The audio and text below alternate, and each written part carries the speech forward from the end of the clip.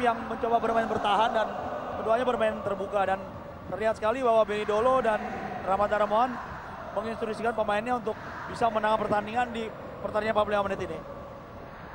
Dan kita harus menunggu bagaimana nanti apa yang akan terjadi di babak tendangan penalti ini.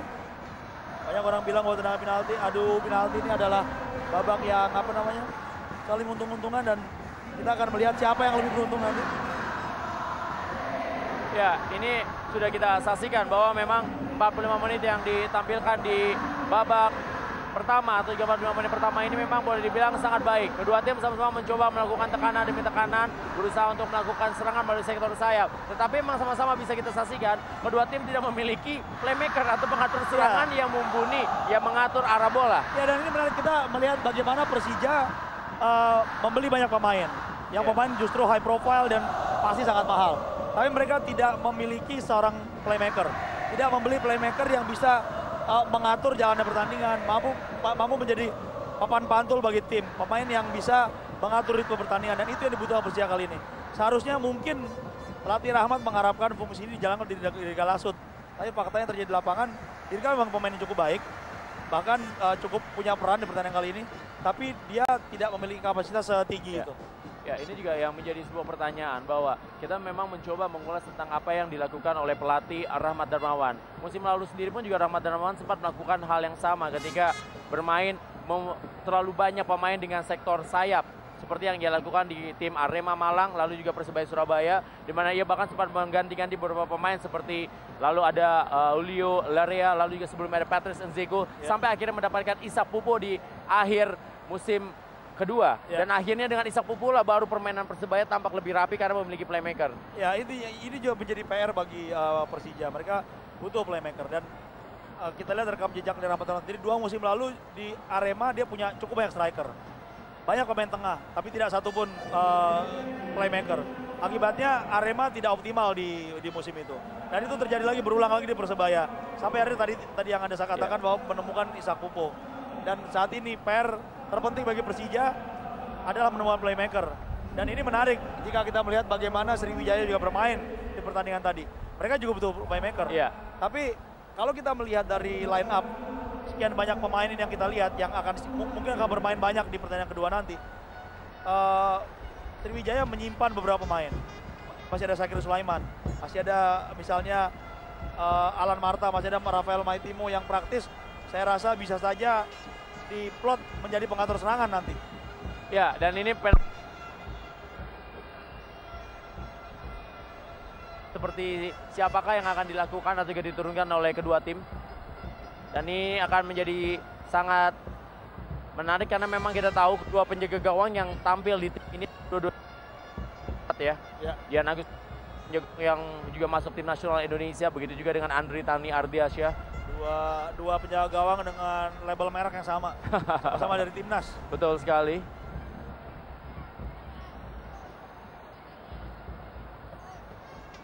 Sebenarnya juga bersama dengan Sriwijaya FC, bersama dengan Rahmat Darmawan ketika itu ya. Tampil sangat baik membawa tim. Ini adalah peluang. Bagaimana peluang udara, dan bola sempat berbeda arah dan akhirnya hanya tipis sekali berada di samping kanan dari Dian Agus Prasetyo. Hampir sedikit ya kita lihat Bang Pamungkas, tanda yang ia berikan bahwa sedikit lagi tadi bisa menjadi gol. Ya, dan tampaknya penalti akan dilakukan di tribun selatan.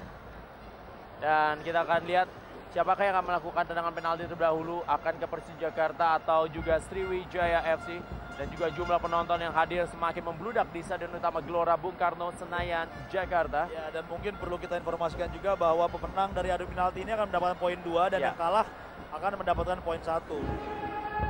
Dan ini kita dengar Gelap Gempita di Stadion Gelora Bung Karno ini mengeluh-ngeluhkan klub dari tuan rumah yang memang praktis sudah dinantikan prestasinya setelah 13 tahun. Belum juga berhasil kembali menjadi yang terbaik di Indonesia. Ya, tampak penalti pertama akan dilakukan oleh Sriwijaya FC. Tampak yang melakukan Penembaknya adalah Christian Fakiro.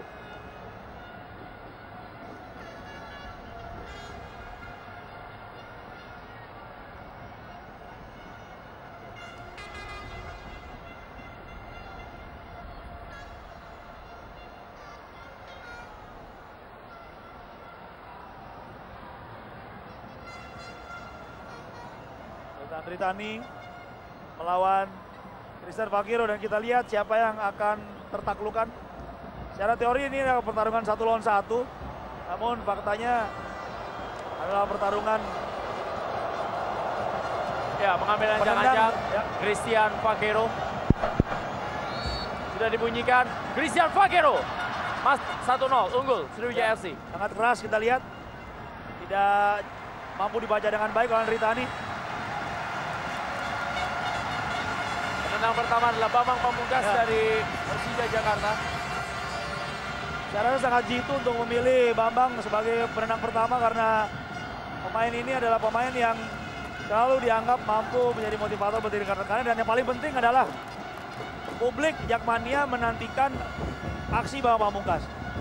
Apakah itu bola dari bola mati, bola hidup, dengan kepala sekalipun, mereka menantikan Bambang mencetak gol kembali, terutama di kandang sendiri.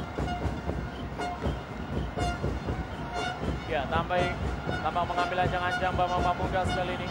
Kapten tim dari Persija Jakarta dengan sebuah tendangannya. Bambang Pamungkas hampir tadi ditangkap oleh Dian Agus Prasetyo. Ya, terlalu lemah saya rasa tembakannya, tapi untung masih lebih akurat dan mampu menaklukkan kiper Dian Agus. Terbaca arahnya kita lihat.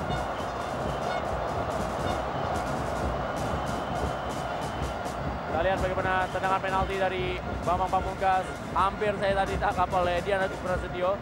Dan penembak kedua kali ini bagi Sriwijaya FC nampak adalah Abdullah Maiga. Ya, pemain yang sukses menyempitkan ruang gerak dari Kabayev. Apakah ia mampu mencetak gol kali ini? Kita lihat mengambil ancang-ancang Abdullah Maiga.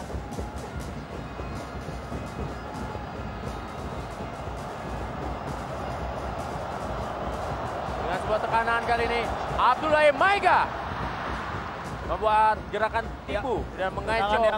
Yang sangat tenang sekali kita lihat, dia mampu perlahan-lahan bisa mencetak gol.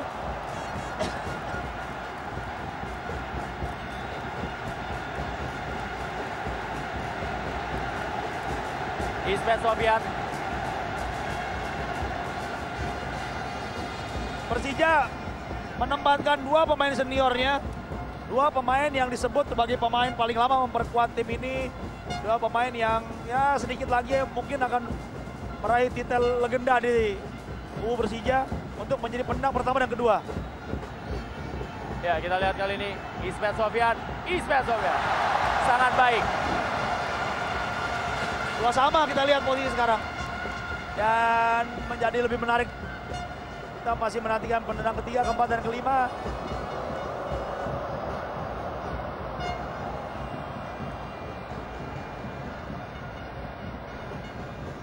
Asri Akbar tampaknya. Ya, gelandang pengangkut air. Ya. Menjadi ketiga bagi Sriwijaya FC. Gelandang yang cukup baik, gelandang Asri Akbar kita lihat. Mengambil ancang-ancang. Kali ini adalah Asri Akbar. Dengan sebuah tendangannya Asri Akbar. Kembali masuk. Ya, berkali-kali ya Andritani terkecoh. Ya, bahkan Andritani tipuan penembak Sriwijaya. Ya, kita lihat Andritani tidak mengantisipasi dengan benar 3 tembakan ini. Bahkan dia sudah bergerak ke kanan sebelum Asri melepaskan tembakan. Ya, ada sebuah teori memang dilakukan oleh para pelatih kiper bahwa dalam tendangan penalti beban memang berada pada penendang atau 3 pemain melakukan tendangan, dan juga bagi penjaga gawang adalah hal yang terpenting aja hanya melakukan gerakan ke kiri atau ke kanan, dan itu adalah antisipasi. Masalah untuk mendapatkan bola atau tidak itu nomor 2, yang penting adalah melakukan antisipasi pergerakan. Karena tembakan para eksekutor akan keras. Ya. Tidak cukup untuk menunggu. Ya, ini dia Alan Asier tampaknya penembak berikutnya. Oh ya, Kabayev. Akhirnya Evgeny Kabayev, pemain yang disebut sebagai salah satu striker tersubur di Eropa, mencetak gol untuk Persija. Melalui tendangan penalti. Ya, kita lihat. Lagi-lagi juga terbaca Ya, oleh Dian Agus Prasetyo. ini kalau di tim nasional kita mungkin seperti sama dengan tim Krul Betul. yang dipasang hanya untuk adu penalti. Praktis semua tembakan pemain Persija mampu ya baca. Hanya posisi tangan aja salah dikit. Syakir Sulaiman kali ini. Kita lihat apakah Syakir Sulaiman bisa mengeksekusi penalti dengan baik. Masuk kembali, belum ada penembak yang gagal Ya. dari kedua tim. Masih sempurna tampaknya kedua tim. Alvin, kita lihat. Ya, kali ini antisipasi yang juga sangat benar sebenarnya dari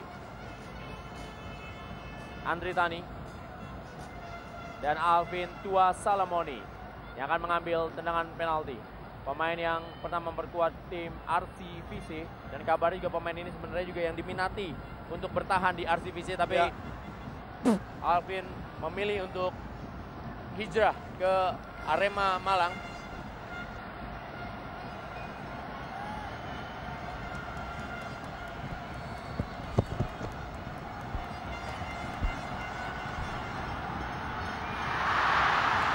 Gagal Alvin Tua Salamoni. Tembakan pertama yang gagal, tapi tembakan keempat yang mampu dibaca dengan baik oleh Dian Agus.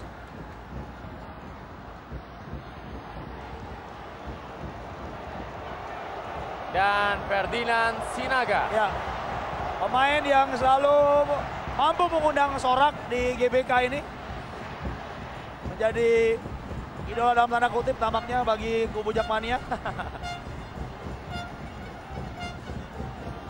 Pemain yang tidak hanya lihai berlari dan mencetak gol, tapi juga memanjat pagar, Bung. Kita lihat apakah Ferdinand bisa mengeksekusi penalti. Raut menyetal dari Alvin Tua Salamoni. Ini dia sekali lagi pemain terbaik Indonesia. Pemain terbaik Liga Indonesia musim lalu, kita lihat. Ya, saya rasa dia membuktikan mental dia dan kapasitasnya sebagai pemain terbaik di liga kita musim lalu. Mampu menyetak gol di tengah teriakan dan gemuruh cemooh dari Jakmania yang memenuhi stadion ini.